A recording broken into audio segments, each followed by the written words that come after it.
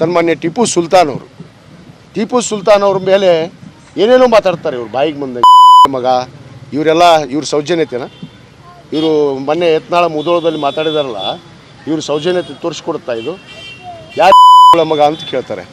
ಇವ್ರು ಯಾರು ಮಕ್ಕಳಂಗಾರ ಅದನ್ನ ಪ್ರಶ್ನೆ ಹಾಕ್ಕೊಳ್ಳಿ. ಅವರು ಈ ದೇಶಕ್ಕೆ ಹುಟ್ಟ್ಯಾರೋ ಏನು ಬೇರೆ ದೇಶದವ್ರಿಗೆ ಹುಟ್ಟ್ಯಾರೋ ಅಂತ ಬದಲು ಈ ದೇಶದಾಗ ಹುಟ್ಟಿದವ್ರ ಬಗ್ಗೆ ಯಾರಿಗೆ ಹುಟ್ಟಿರ ಅಂತಾರೆ ಅಂದ್ಮೇಲೆ ಇವ್ರು ಯಾರಿಗೆ ಹುಟ್ಟ್ಯಾರ ಅಂತ ನನ್ನ ಪ್ರಶ್ನೆ. ಈಗ ಇವ್ರು ಯಾರು ಹುಟ್ಟಿದ್ದಾರೆ?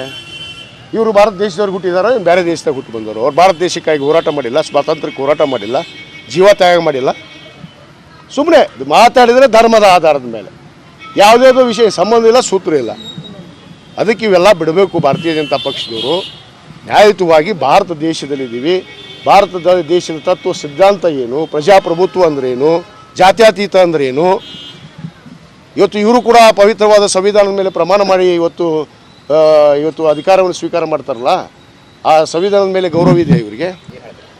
ನೋಡ್ರಿ, ಅವರಿಗೆ ಧರ್ಮ ಆಧಾರಿತವಾಗಿ ರಾಜಕಾರಣ ಮಾಡುವಂಥದ್ದು ಬಿಡಬೇಕು. ಯಾಕೆ ಒಂದು ಧರ್ಮದ ಮೇಲೆ ಇವರು ಆರೋಪ ಮಾಡ್ತಾರೆ? ಯಾರು ಹೇಳಿದರು ಪ್ಯಾಲೇಸ್ಟೇಷನ್ ಧ್ವಜ ಹಾರಿದ್ದಾರೆ ಅಂತೇಳಿ?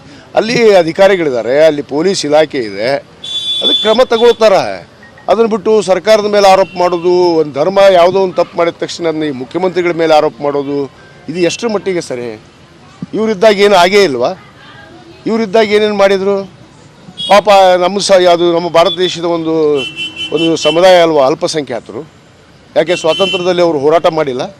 ಸ್ವಾತಂತ್ರ್ಯ ಕೊಡೋದ್ರಲ್ಲಿ ಹೋಗಿ ಆ ಇಂಡಿಯಾ ಗೇಟ್ ಮೇಲೆ ಹೆಸರು ನೋಡು ಅಂತ ಹೇಳ್ರಿ. ಫಸ್ಟ್ ಅವ್ರಿಗೆ BJP ಅವರಿಗೆ ಎಷ್ಟು ಜನ ಯೋಧರು ಈ ದೇಶಕ್ಕಾಗಿ ಜೀವ ತ್ಯಾಗ ಮಾಡಿದ್ದಾರೆ, ಅದರಲ್ಲಿ ಅಲ್ಪಸಂಖ್ಯಾತರೇ ಜಾಸ್ತಿ ಇದ್ದಾರೆ ಈ ದೇಶಕ್ಕಾಗಿ ಸ್ವಾತಂತ್ರ್ಯಕ್ಕೆ ಹೋರಾಟ ಮಾಡಿದಂಥ ಸಂದರ್ಭದಲ್ಲಿ. ಯಾಕೆ ಇವತ್ತು ಯಾಕೆ ಬೇಡ ಇವರಿಗೆ? ಈ ದೇಶವನ್ನು ಒಡೆಯುವಂಥ ಕೆಲಸ ಯಾಕೆ ಮಾಡ್ತಾ ಇದ್ದಾರೆ? ನೇರವಾಗಿ ಯಾವುದೇ ವಿಷಯ ತೆಗೆದುಕೊಂಡ್ರೆ ಅದು ಅಲ್ಪಸಂಖ್ಯಾತರ ಟಾರ್ಗೆಟು, ಅದು ಕಾಂಗ್ರೆಸ್ನವರು ಬೆಂಬಲ, ಕಾಂಗ್ರೆಸ್ನವ್ರು ಸಪೋರ್ಟ್ ಮಾಡ್ತಾರೆ ಅಂತೇಳಿ ಬಾಯಿಗೆ ಬಂದಂಗೆ ಮಾತಾಡ್ತಾರಲ್ಲ ಇವ್ರ ನಾಯಕರು. ಸರಿನಾ? ಈ ದೇಶ ಕಂಡ ಒಬ್ಬ ಏನು ವೀರ ಧೀರ ಅಂತ ಅನಿಸ್ಕೊಂಡಿರುವಂಥ ನೋಡಿ, ಯಾವುದೇ ಬೇರೆ ದೇಶದ ಧ್ವಜವನ್ನು ನಮ್ಮ ದೇಶದಲ್ಲಿ ಹಾರಿಸುವಂಥದ್ದು ತಪ್ಪು. ಅದನ್ನು ನಾನು ಕೂಡ ಖಂಡಿಸ್ತೇನೆ. ಸನ್ಮಾನ್ಯ ಟಿಪ್ಪು ಸುಲ್ತಾನ್ ಅವ್ರ ಮೇಲೆ ಏನೇನೋ ಮಾತಾಡ್ತಾರೆ ಇವ್ರು ಬಾಯಿಗೆ ಮುಂದೆ ಮಗ ಇವರೆಲ್ಲ ಇವ್ರ ಸೌಜನ್ಯತೆನ ಇವರು ಮೊನ್ನೆ ಯತ್ನಾಳ ಮುಧೋಳದಲ್ಲಿ ಮಾತಾಡಿದಾರಲ್ಲ ಇವ್ರ ಸೌಜನ್ಯತೆ ತೋರಿಸ್ಕೊಡುತ್ತಾ ಇದು ಯಾರು ಮಗ ಅಂತ ಕೇಳ್ತಾರೆ. ಇವ್ರು ಯಾರು ಮಕ್ಕಳಂಗಾರ ಅದನ್ನ ಪ್ರಶ್ನೆ ಹಾಕ್ಕೊಳ್ಳಿ. ಅವರು ಈ ದೇಶಕ್ಕೆ ಹುಟ್ಟ್ಯಾರೋ ಏನು ಬೇರೆ ದೇಶದವ್ರಿಗೆ ಹುಟ್ಟ್ಯಾರೋ ಅಂತ ಬದಲು ಈ ದೇಶದಾಗ ಹುಟ್ಟಿದವ್ರ ಬಗ್ಗೆ ಯಾರಿಗೆ ಹುಟ್ಟಿರ ಅಂತಾರೆ ಅಂದ್ಮೇಲೆ ಇವ್ರು ಯಾರಿಗೆ ಹುಟ್ಟ್ಯಾರ ಅಂತ ನನ್ನ ಪ್ರಶ್ನೆ. ಈಗ ಇವ್ರು ಯಾರು ಹುಟ್ಟಿದ್ದಾರೆ? ಇವರು ಭಾರತ ದೇಶದವ್ರಿಗೆ ಹುಟ್ಟಿದಾರೋ ಏನು ಬೇರೆ ದೇಶದಾಗ ಹುಟ್ಟು ಬಂದವರು? ಅವ್ರು ಭಾರತ ದೇಶಕ್ಕಾಗಿ ಹೋರಾಟ ಮಾಡಿಲ್ಲ, ಸ್ವಾತಂತ್ರ್ಯಕ್ಕೆ ಹೋರಾಟ ಮಾಡಿಲ್ಲ, ಜೀವ ತ್ಯಾಗ ಮಾಡಿಲ್ಲ. ಸುಮ್ಮನೆ ಮಾತಾಡಿದರೆ ಧರ್ಮದ ಆಧಾರದ ಮೇಲೆ ಯಾವುದೇದೋ ವಿಷಯ ಸಂಬಂಧ ಇಲ್ಲ, ಸೂತ್ರ ಇಲ್ಲ. ಅದಕ್ಕೆ ಇವೆಲ್ಲ ಬಿಡಬೇಕು. ಭಾರತೀಯ ಜನತಾ ಪಕ್ಷದವರು ನ್ಯಾಯಯುತವಾಗಿ ಭಾರತ ದೇಶದಲ್ಲಿದ್ದೀವಿ.